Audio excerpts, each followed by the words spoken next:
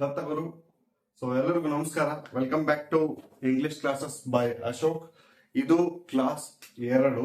1ನೇ class ನಲ್ಲಿ ನಾವು basic English ಅನ್ನ ಕಲ್ತಿದ್ವಿ. ಸೊ ಇವತ್ತು ನಾನು ನಿಮ್ಗೆ ಹೇಳೋಕೆ ಹೊರಟಿರೋದು ಫೋನಿಕ್ಸ್. ಫೋನಿಕ್ಸ್ ಅಂತಂದ್ರೆ ಏನು, ಮೊದಲಿಗೆ ಅದನ್ನ ತಿಳ್ಕೊಳ್ಬೇಕಾಗ್ತದೆ. ಫೋನಿಕ್ಸ್ ಅಂತಂದ್ರೆ ಬೇರೆ ಏನೂ ಅಲ್ಲ. ಈಗ ನಾವು ಕನ್ನಡದಲ್ಲಿ ಹೇಗೆ ಉಚ್ಚಾರಣೆಯನ್ನ, ಶಬ್ದಗಳನ್ನ ಉಚ್ಚರಿಸ್ತೀವಲ್ಲ, ಹಾಗೆ ಇಂಗ್ಲಿಷ್ ನಲ್ಲಿ ನಾವು ಹೇಗೆ ಉಚ್ಚರಿಸಬೇಕು ಅನ್ನೋದನ್ನ ಫೋನಿಕ್ಸ್ ಅಂತ ಕರೀತಾರೆ ಅಷ್ಟೇ. ಅದನ್ನ ಬಿಟ್ರೆ ಇದರಲ್ಲಿ ತುಂಬಾ ಬರುವಂತ ವಿಷಯ ಏನಿಲ್ಲ. ಆದ್ರೆ ಇದು ಇಂಪಾರ್ಟೆಂಟ್. ಯಾಕೆ ಇದು ಇಂಪಾರ್ಟೆಂಟ್ ಇರೋದ್ರಿಂದಾನೇ ನಾನು ಬೋರ್ಡ್ ನಲ್ಲಿ ಬರ್ದಿರೋದು, ನಿಮ್ಗೆ ಹೇಳ್ತಿರೋದು. ಯಾಕಂದ್ರೆ ಕನ್ನಡದಲ್ಲಿ ಪ್ರತಿಯೊಂದಕ್ಕೂ ತನ್ನದೇ ಆದಂತ ಶಬ್ದಗಳಿವೆ. ಹಾಗಾಗಿ ನಮ್ಮ ಕನ್ನಡದಲ್ಲಿ 47ರಿಂದ 54ರವರೆಗೂ ಕನ್ನಡ ವರ್ಣಮಾಲೆಯಲ್ಲಿ ಅಕ್ಷರಗಳಿದೆ.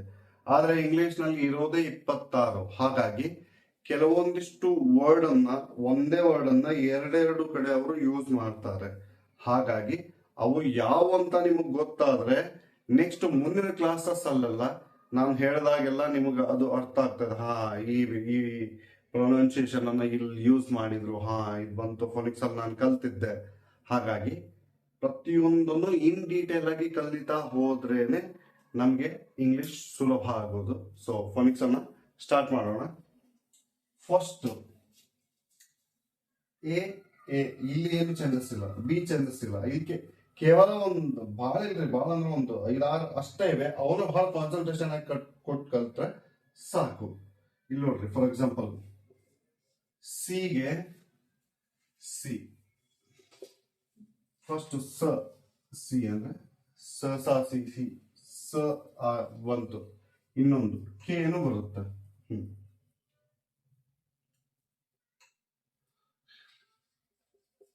ಏನಿದು ಯಾರಾದ್ರೂ ಹೇಳಿ ನೋಡೋಣ. ಹೋಗ್ಬಿಡಿ, ಕಮೆಂಟ್ ಮಾಡಿರಿ. C for cat. ಇಲ್ಲಿ ನಾವು ಸಿ ಅಂತೀವಿ, ಇದನ್ನ ಕ್ಯಾಟ್ ಅಂತ ಬರೋದ್ವಿ.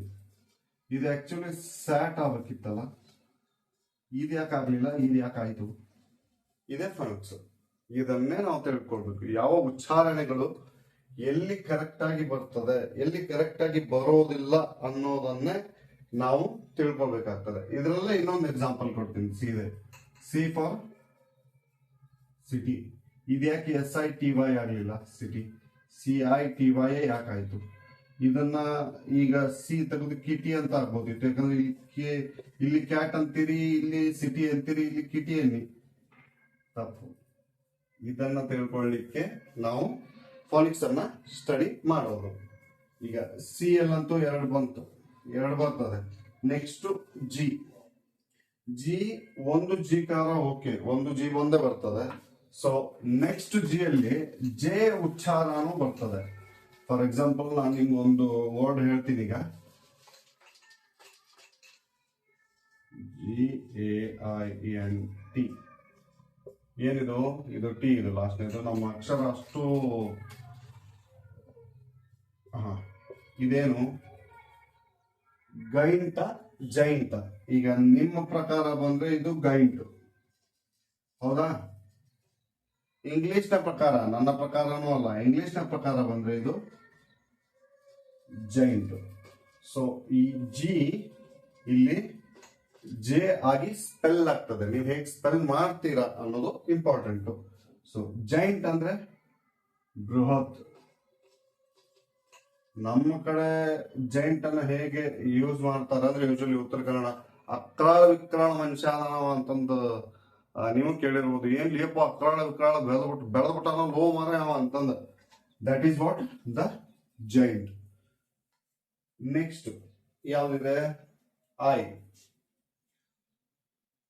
ಇಲ್ಲಿ ಇಲ್ಲೇ ನೋಡಿ, ಐ ಕರೆಕ್ಟಾ?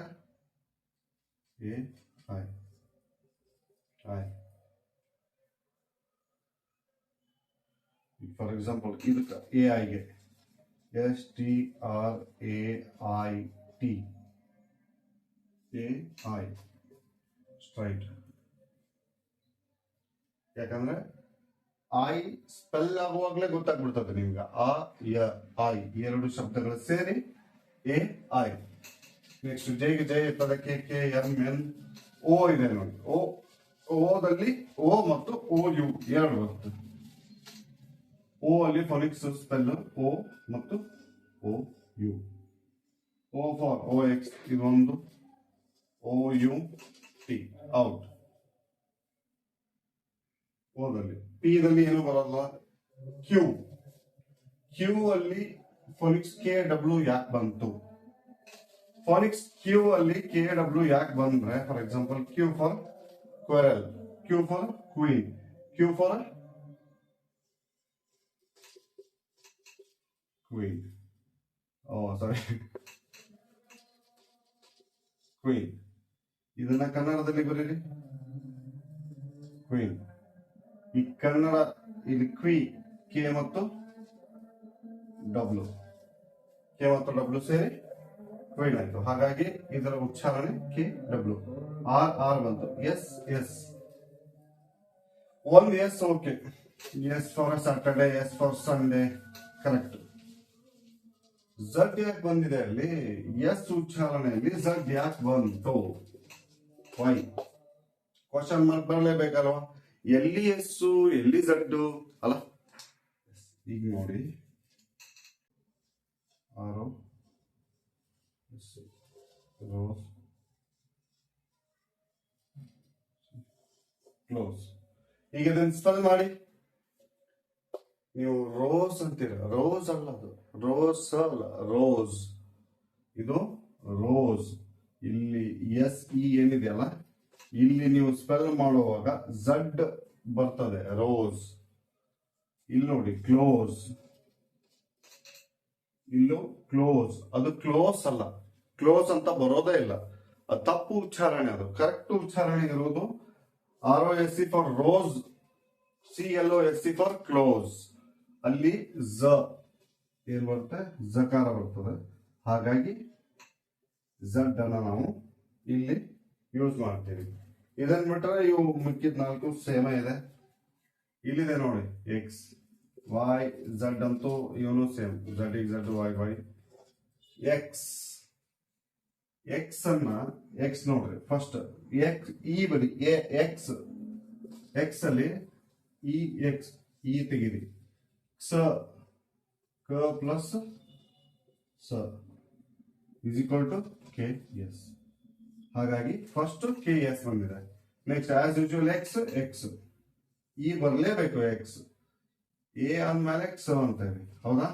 ಸೊ ಹಾಗಾಗಿ ಎಕ್ಸ್ ಜಿ ಝಡ್. ಈಗ ಇಲ್ಲಿ ಇದಕ್ಕೊಂದು ಎಕ್ಸಾಂಪಲ್ ಕೊಡ್ತೀನಿ.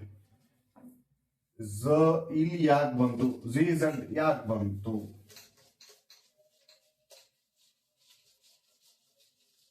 ನಿಮ್ಗೇನಾದ್ರೂ ಪ್ರಶ್ನೆಗಳಿರ್ಲಿ ಅವನನ್ನು ಕಮೆಂಟ್ ಮೇಲೆ ಹಾಕಿರಿ. ನಾನು ಅದಕ್ಕೆ ಸಾಧ್ಯವಾದ ನನ್ನ ಕಡೆ ಎಷ್ಟು ಪ್ರಯತ್ನ ಆಗುತ್ತೋ ಅಷ್ಟರಿಂದ ಉತ್ತರ ಕೊಡ್ತೀನಿ. ಈಗ ಜಿ ಝಡ್ ಯಾಕೆ ಬಂತು ಎಕ್ಸ್ ನಲ್ಲಿ ಏನೋ ಪ್ರಶ್ನೆ, ಹೌದಾ? ಏನಿದು E X A M S, ಹೌದಾ? ಇದು ಎಷ್ಟೋ ಯಾರು ಕಲಿಯಾಕತ್ತಾರ, ಬಾಳಿನ ದುರಂತ ಇದೆ ಎಕ್ಸಾಮ್.